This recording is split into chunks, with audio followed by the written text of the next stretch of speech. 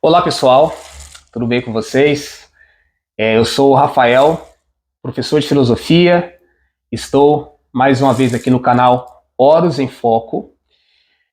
Hoje estaremos no quadro Horus em Foco, Análise Política, e olha só o tema de hoje, a religião que mata. Né? Esse é um tema muito importante, relevante para os dias de hoje, e eu vou estar aqui com a Tabata, que vai me ajudar a entender, a fazer uma reflexão sobre essa temática. Então, antes de pedir aqui para a Tabata se apresentar, eu vou pedir para vocês, que é muito importante, nos seguir nas redes sociais. Então, no TikTok, no Instagram, Horus em Foco, tá bom? Aqui também no YouTube, Horus em Foco, e no Facebook, Horus. Então, é importante que você possa seguir as nossas redes sociais, seguir o nosso canal, curtir, compartilhar esse material para que o nosso canal cada vez mais possa alcançar novas pessoas. Se você entender assim, né, que o debate, que o tema que está sendo aqui posto é importante, é relevante para a sociedade, tudo bem? Então conto com a colaboração de vocês. Então, Tabata, é um prazer tê-la aqui comigo. A gente tem uma luta como professores, a gente tem uma luta como amigos, e gostaria, primeiro, que é uma felicidade tê-la aqui comigo, e eu gostaria que você apresentasse para as pessoas saberem quem é a Tabata. Obrigada, Rafa. É um prazer estar aqui com você nesse quadro, né, do Horus em Foco, que é muito importante. É um tema, né? Que tema, que responsabilidade nós vamos ter hoje com a gente aqui mesmo e com vocês que nos virão aí pela frente aí, né? Bom, eu sou a Tabata Marques, professora de Química e Biologia do Estado, né? Já leciono quase 20 anos. Sou uma mulher trans, periférica da periferia, né? Sou uma mulher como outras tantas mulheres que existem, que pegam ônibus, que enfrentam filas, né? E vivenciamos numa fase que não era mais, acho que para estarmos vivendo mais, infelizmente, né? Então estamos na luta e resistência. Eu gosto muito de falar resistência, né? Nós também estamos, Rafael, no desenvolvimento do nosso canal, que é Menina Trans da Periferia, da Zona Sul, né? É um canal de resistência, de lutas, e nós vamos estar falando sobre desigualdade, racismo, sobre transexualidade, né? Bissexualidade, todas essas questões que são importantes. Política, é muito importante discutirmos política. Sim, com certeza. Né? E religião, em certo tempo, nós temos que falar de religião, porque em tempos e tempos nós estamos presenciando tantos atos, né, de crueldade. Sim. Então acho que é muito importante esses assuntos, estaremos trazendo no nosso canal também, né? Mas hoje estamos aqui agraciando o Rafael com a nossa presença, né, no canal Horus e Foco aqui, do canal Horus e Foco, e é isso. Muito bom. Então, ela já deu um recado muito importante, que é essa parceria que a gente vai estar fazendo, né? Então, eu aqui pelo canal Horus em Foco, e ela no canal da Menina Trans, vai estar fazendo várias abordagens sobre essas temáticas, e aí é importante que você possa estar aí nos ajudando a divulgar esse material. Então a gente conta muito com a presença de vocês, e fiquem assim naquela curiosidade, naquela ansiedade, que virão novidades para vocês. Não é isso, Tabata? Exatamente. E vocês é o nosso público, e nós gostamos muito de vocês. Sem vocês, nós estaremos aqui hoje. Com certeza. Para estar falando todos os assuntos que nós iremos abordar durante várias vezes aí, né, Rafael? Exatamente. É isso aí. Perfeito. Então, Tabata, vamos diretamente agora ao tema que nos trouxe aqui, né, para fazer esse bate-papo. E aí, esse tema fala sobre essa religião que mata. E é interessante que, no primeiro momento, as pessoas não deveriam fazer essa associação, né? Religião e morte. Até porque a própria definição, a origem do termo religião está em religar, né? Religare do latim, que a gente traduz como religar. Então, religar em nenhum momento é desligar, porque desligar exatamente seria a morte. Mas religar seria exatamente estabelecer a vida, estabelecer a comunhão, estabelecer o amor, né?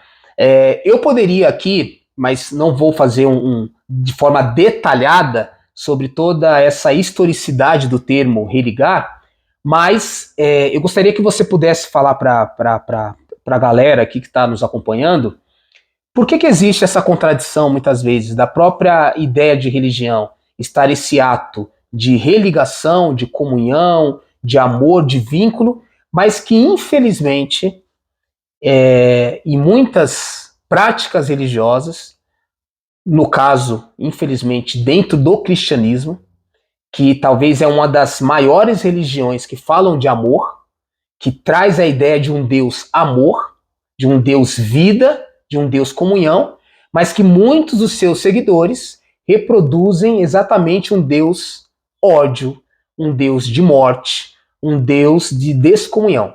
Então, enfim, dentro da sua trajetória, como que você, de alguma forma, consegue perceber essa contradição dentro dessa ideia de religião na teoria e a religião também na prática? Dentro do meu ponto de vista, né, isso é bom colocar, dentro do meu ponto de vista, a religião, né, monoteísta, que é um único Deus, né, que se difere da politeísta, que são vários deuses, e nós temos o entendimento que a religião monoteísta, cristã, ela surge, então, porque não tem um ponto, um paradoxo, quando surgiu, mas essa monoteísta, né, do cristianismo, a gente entende que surgiu lá no Éden, assim, biblicamente falando, né, lá começou a surgir a religião. E a religião surge não com um papel que eu entendo de crueldade, mas sim de vida, da construção da vida, do respeito, de buscas de pessoas que necessitam e carecem de amor, de afeto, né? E a gente está vendo tomar um caminho diferente daquilo que foi proposto biblicamente, eu assim penso, Rafael, né? Então, assim, por que existe tanta maldade e crueldade nós estamos vendo hoje em dia? A criança, no meu ponto de vista, ela não nasce, Rafael, com esse preconceito dela, né? Racista, religioso contra outras religiões, transfóbico, né? Ela vai se desenvolvendo todos esses conceitos na corporação da sociedade a qual ela está inserida e familiar, né? Então, assim, essa construção da pessoa no seu intelecto, ela seja lá no alto ou baixo, ela tem todas essas concepções de acordo com o que ela foi aprendendo, dentro da cultura que ela está inserida. Então aí começa uma construção, porque nós temos uma religião, do meu ponto de vista, ela é patriarcal, né? Certo. Ela é imposta por um conceito, Cristo, o homem loiro, de olhos azuis, né? Sendo que ele nasceu na Judéia. Sim. Lá dentro da Judéia, lá onde os homens não eram loiros, olhos azuis. Eles tinham uma certa aparência mais escura da pele, sim, uma outra concepção. E para nós, foi sempre colocado isso. Eu, desde criança, fui colocado Cristo daquele jeito para mim. E hoje eu entendo que Cristo é diferente. Não sim, é aquilo que é colocado, né? Isso que é muito, muito importante, porque hoje nós estamos tendo construções de várias orientações educacionais, assim dizer, posso dizer, né? Então a criança não nasce, ela se torna assim e se torna um indivíduo machista, preconceituoso, né? Transfóbico, né? E nós vamos perdendo cada vez mais valores, porque nós vivemos numa sociedade que 80% das meninas trans e mulheres trans vivem na prostituição. Por que elas vivem na prostituição? Porque, como o sistema patriarcal, né, também religioso, que nós vemos que já vem lá de trás, mostrando para nós o seguinte, família, homem e mulher. É o conceito que nós vemos. 2 homens, nossa, loucura. 2 mulheres, loucuras. Nossa, uma mulher trans e um homem cis, e aí vai, tudo tá errado, não é isso. E família não é essa concepção. A família, ela é aonde a pessoa vive, e vive bem. Ou ela com seu filho, ou ela sozinha, ou ela com a pessoa trans, ou não. É família, né? Essa concepção de família, essa família que nos imposta desde lá de criança, eu vejo que é totalmente errado. Aí começa, né, o moral, aquilo que não é igual, o padrão colocado, sempre foi colocado para nós, é diferente, é demonizado. Então as meninas que são trans, por serem mulheres trans, travestis, não achar um espaço de trabalho, porque uma sociedade preconceituosa, né, homofóbica, o que é que ela faz? Não, aqui não tem espaço para você, então a pessoa precisa sobreviver, pagar a conta, se alimentar, o caminho que resta é a prostituição. Sim. 19% trabalha em salão de beleza, e 1%, 0,01%, né, são diferenciadas, são fora da curva aí, como eu, que tenho uma graduação, né? Sim. Embora tenha já sofrido transfobia, mas eu tenho uma curva fora também dessa curva que nós vivemos das outras pessoas. Sim. E isso tudo o que é? Religião, né, Rafael? Sim. Nossa, você trouxe dados, tem 3 pontos da sua fala que eu vou gostaria que você pudesse fazer um desdobramento.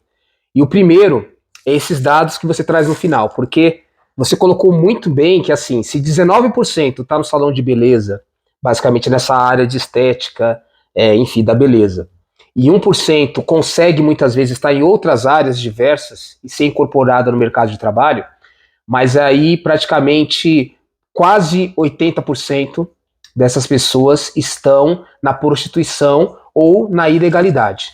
E aí, não é porque é uma escolha, não é porque é vontade, não é porque é o desejo, mas é porque existe uma sociedade que ela é transfóbica e ela não dá espaço para essas pessoas entrarem nessa sociedade e se desenvolver.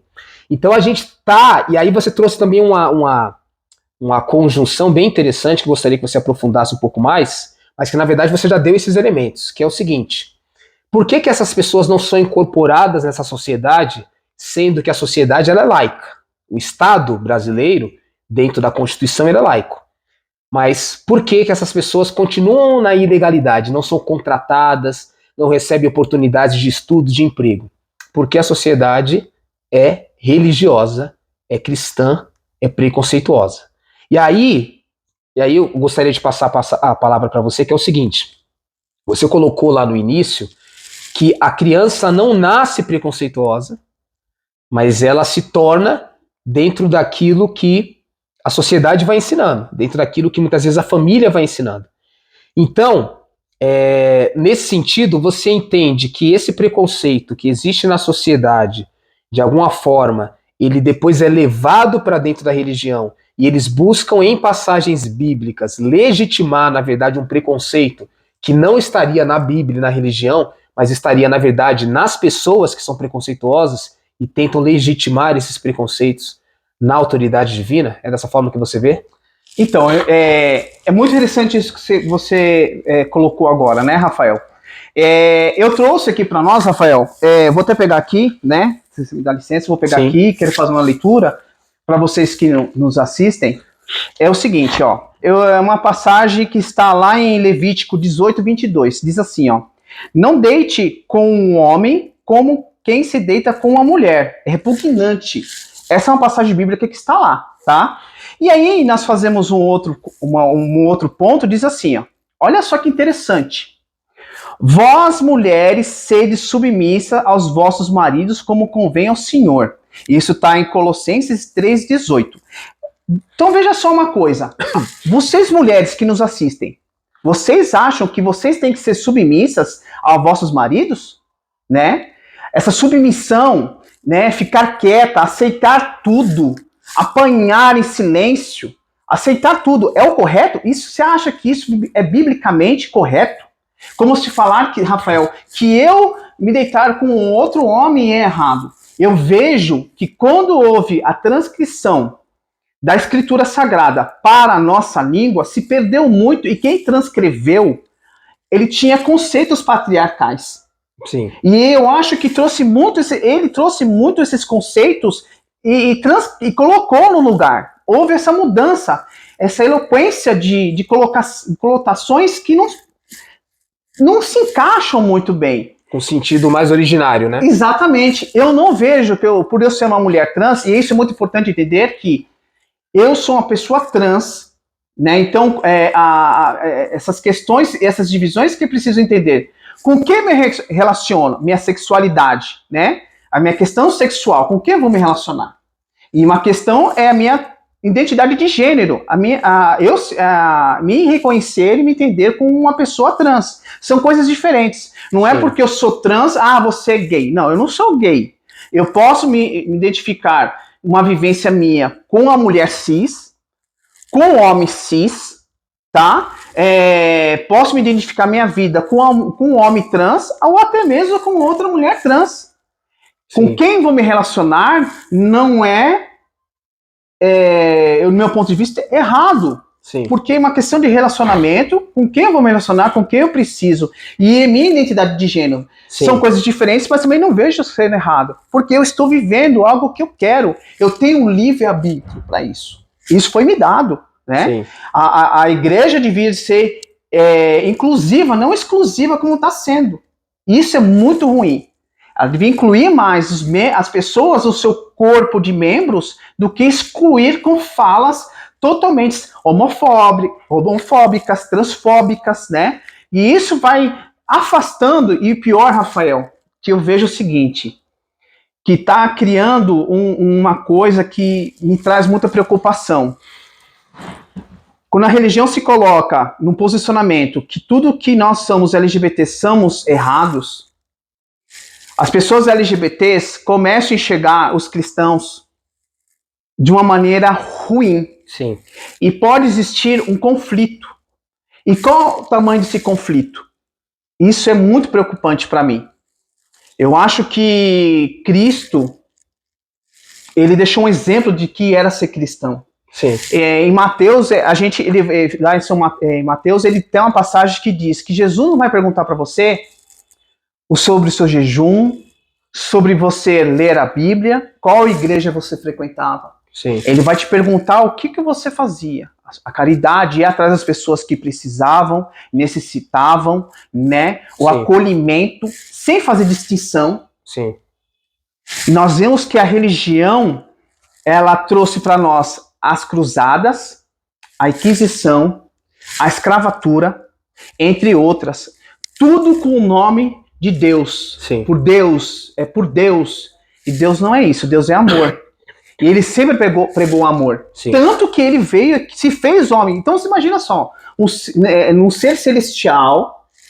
Vocês já pararam para imaginar? Um ser celestial abandona o seu corpo celestial, se faz homem, nasce lá em Jerusalém, né?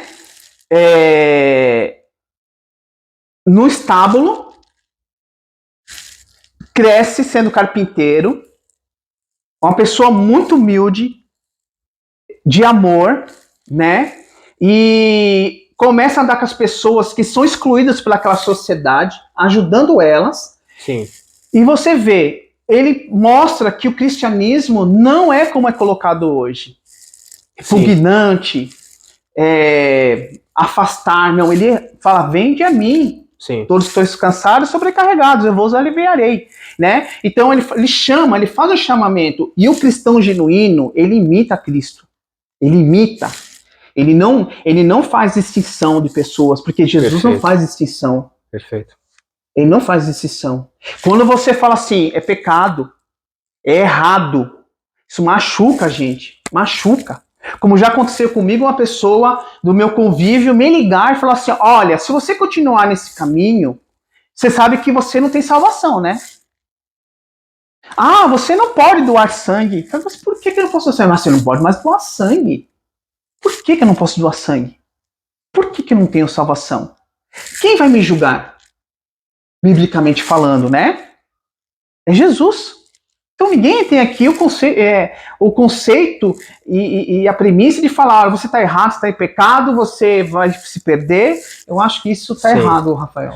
É muito interessante que você trouxe um gancho exatamente de um outro recorte que que eu acho importante a gente fazer aqui um debate.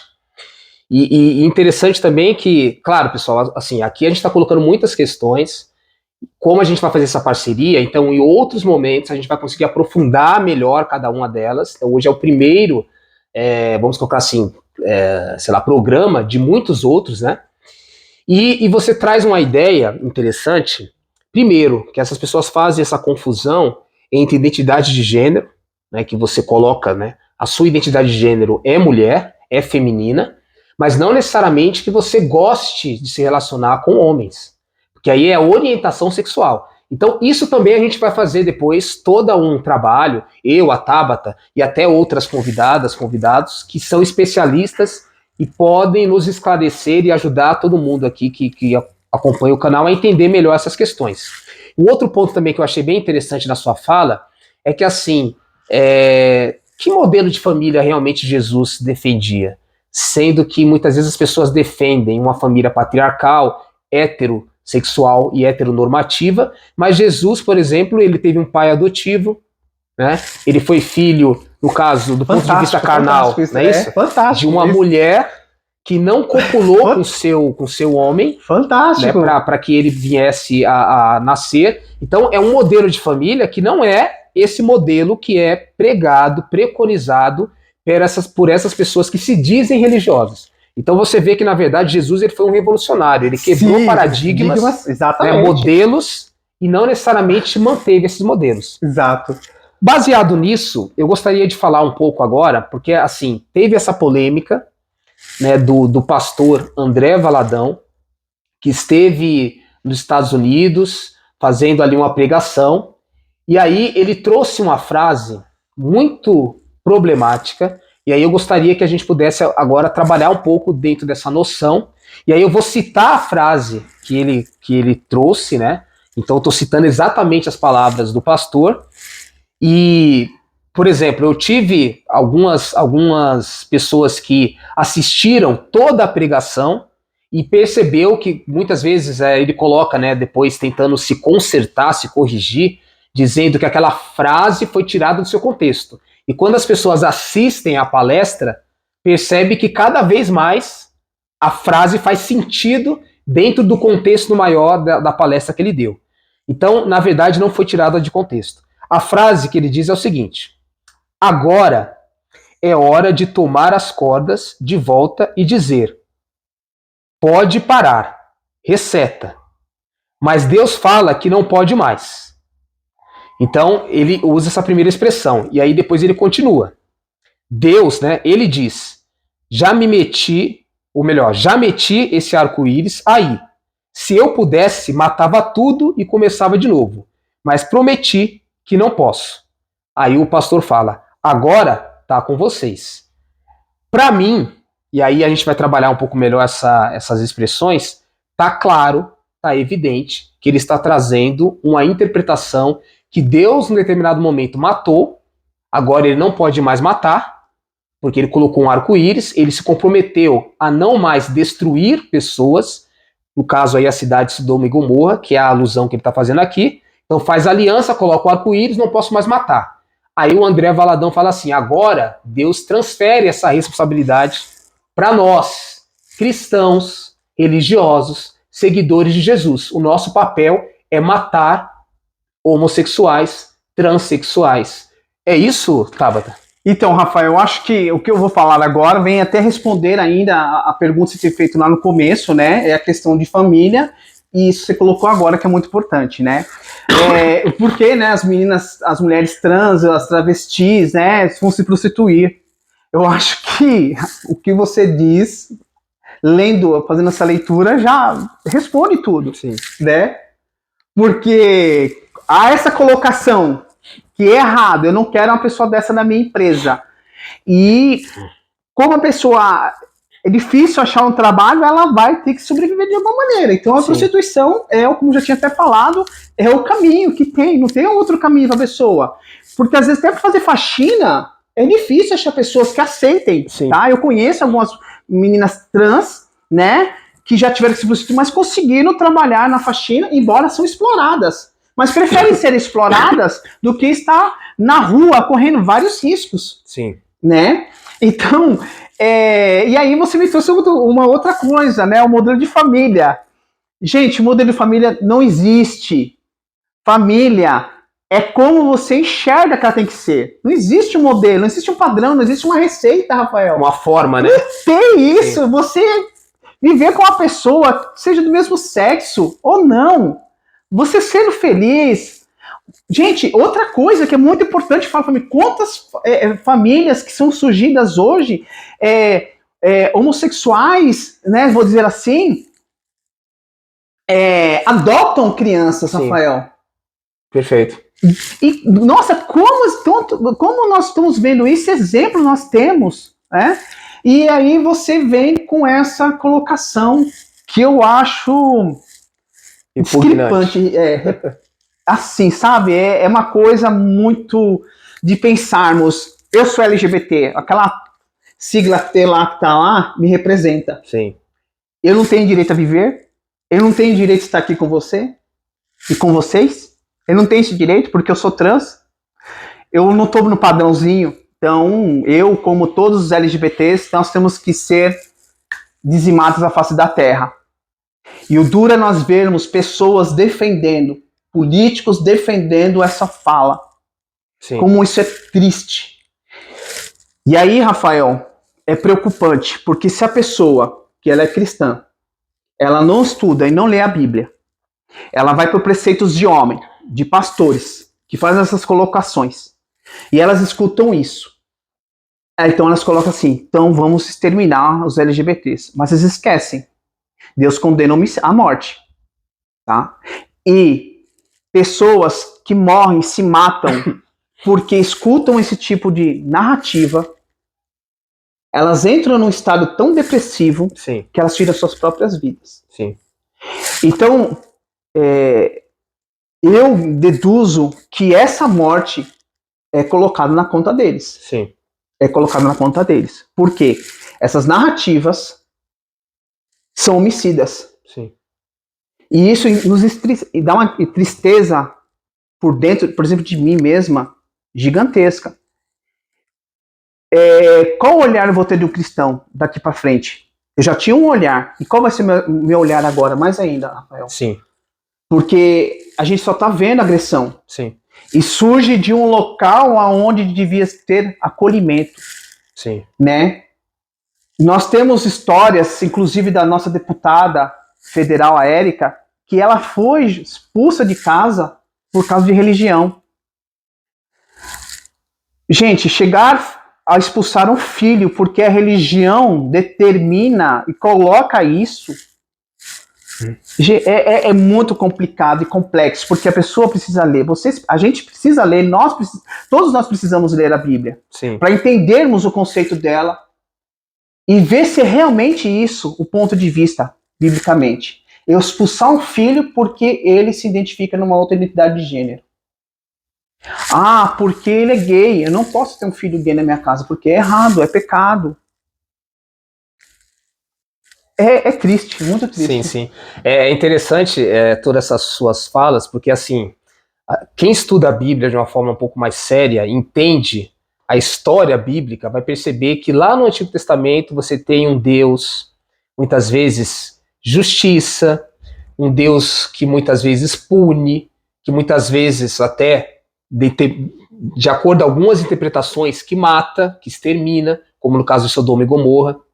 Mas esse Deus, vamos imaginar que isso de fato aconteceu, porque na minha lógica de entender, essa é uma deturpação também, e não estou falando da minha lógica pessoal, na lógica teológica de estudos diferentes dessa compreensão que está aí na sociedade. Mas quando você vai vendo a evolução bíblica, você chega num processo que um Deus ali, justiça, um Deus ódio, um Deus terror, né, na questão de pedir para que Abraão pudesse sacrificar o seu filho, ele vai evoluindo para um Deus amor, para um Deus misericórdia, para um Deus perdão. Então você não vê em nenhum momento, na prática e na ação de Jesus Cristo, o ódio ser o critério da religião. Pelo contrário, era o amor. Jesus foi aquele que acolheu todos aqueles que eram marginalizados na sua época. Então, se naquela época provavelmente existiam pessoas que eram marginalizadas pelo seu gênero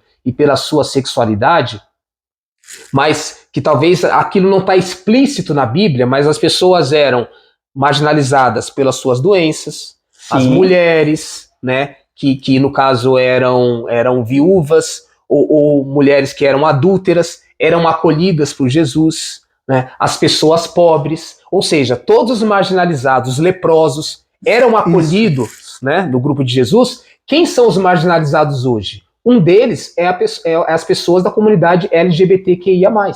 Então, certamente, a prática de Jesus legítima com aquilo que ele fez seria acolher essas pessoas. Não perseguir, matar, né, ter todo esse discurso de ódio. Então, é exatamente isso. As pessoas que se dizem cristãs, muitas vezes, estão traindo a própria bandeira de fé e do líder que elas devem ou que dizem seguir, né? Então, acho que essa Jesus contradição... Cristo, esse é o verdadeiro problema. líder, né, Rafael? Sim.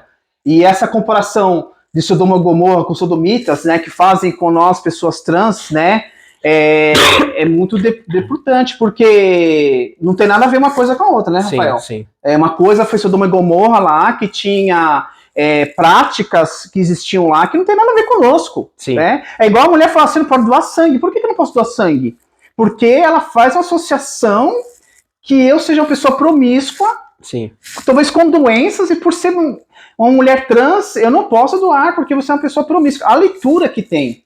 Eu deduzo essa leitura, porque essa demonização contra os LGBTs é gigantesca. Sim. Né? E quando a gente vê a fala de André Valadão e de entre outros que existem, e a defesa dessas falas por políticos, pessoas importantes, né?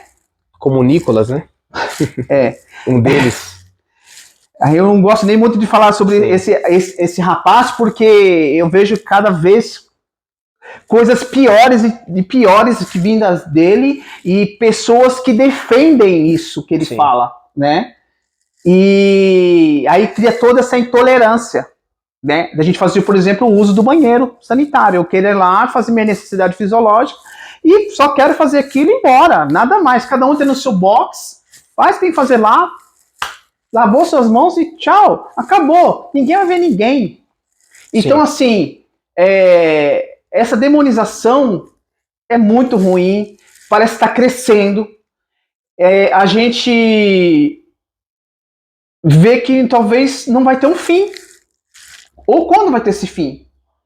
Por isso que é importante resistir, lutar, né? Nós ainda continuamos vendo racismo, né? O racismo, uma coisa, gente, que foi horrorosa, né?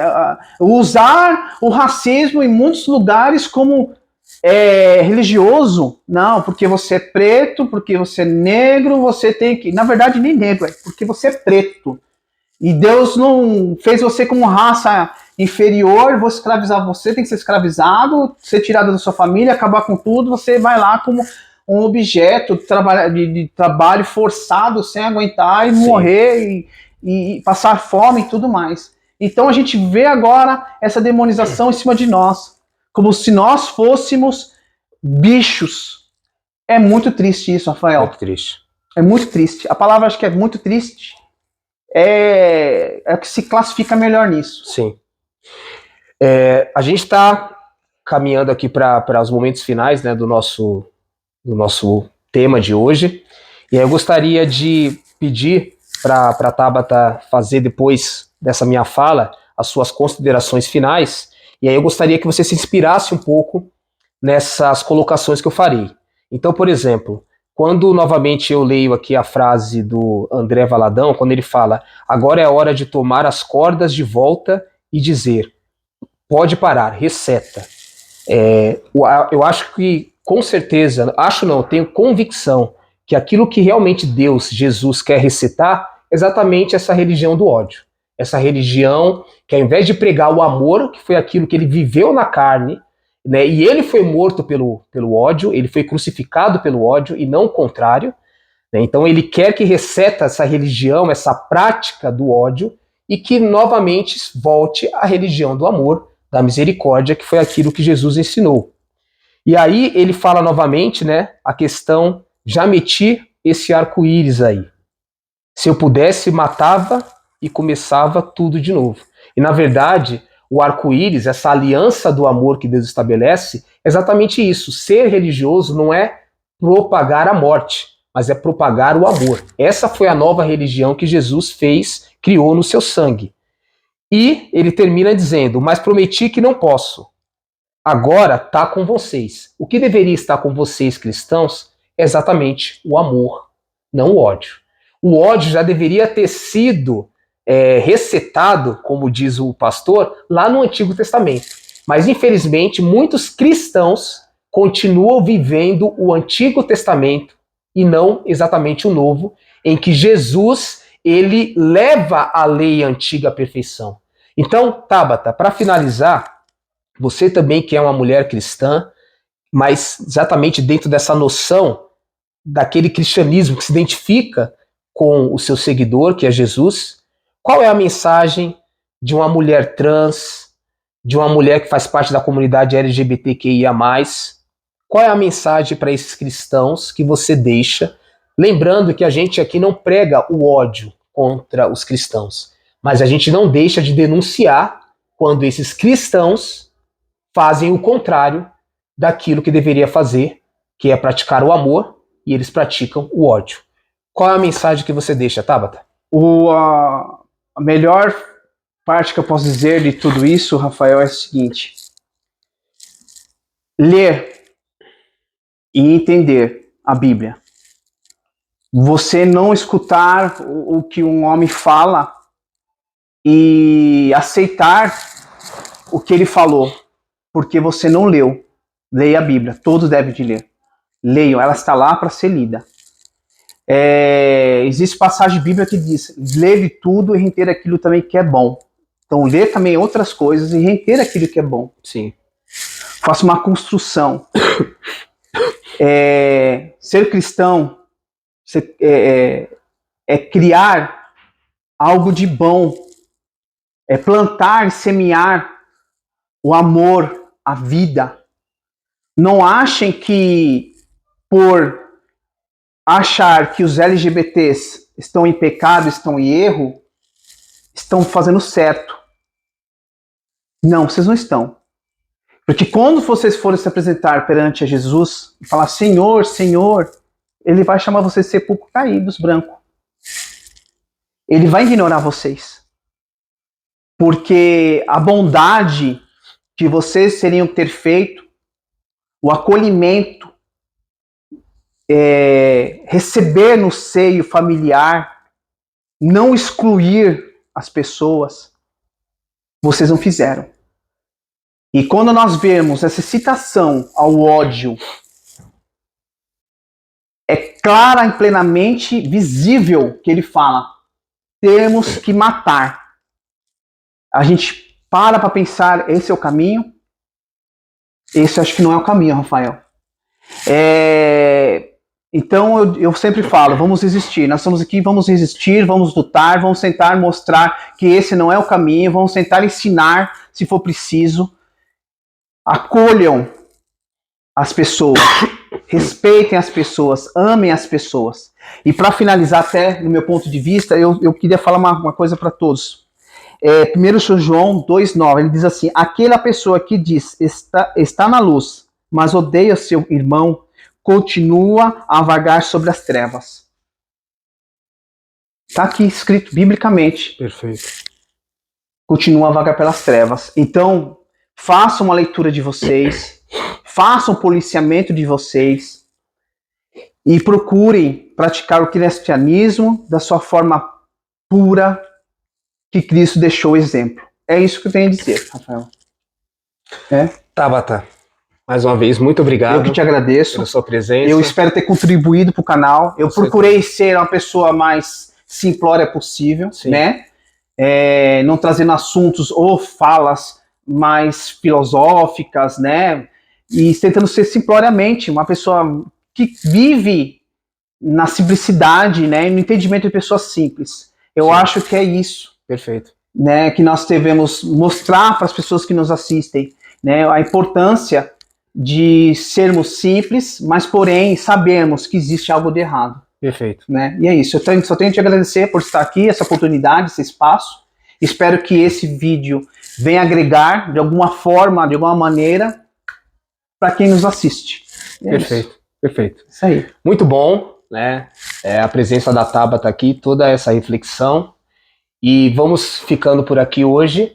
E aí, que fique essa mensagem para vocês, independente de serem ou não cristãos, mas que a Bíblia, ela prega o amor.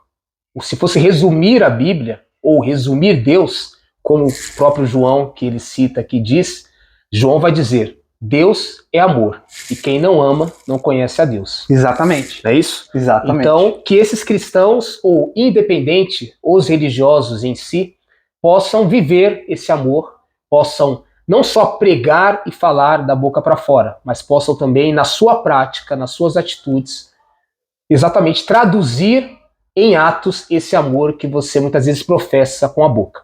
Vivenciar, né? Vivenciar.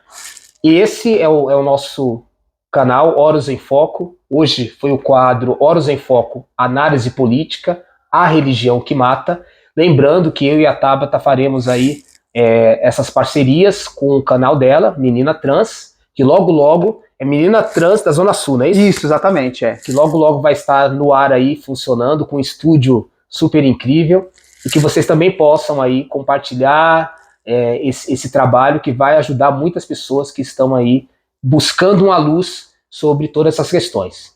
Então, fico por aqui hoje. Horus em Foco, o sol da origem infinita.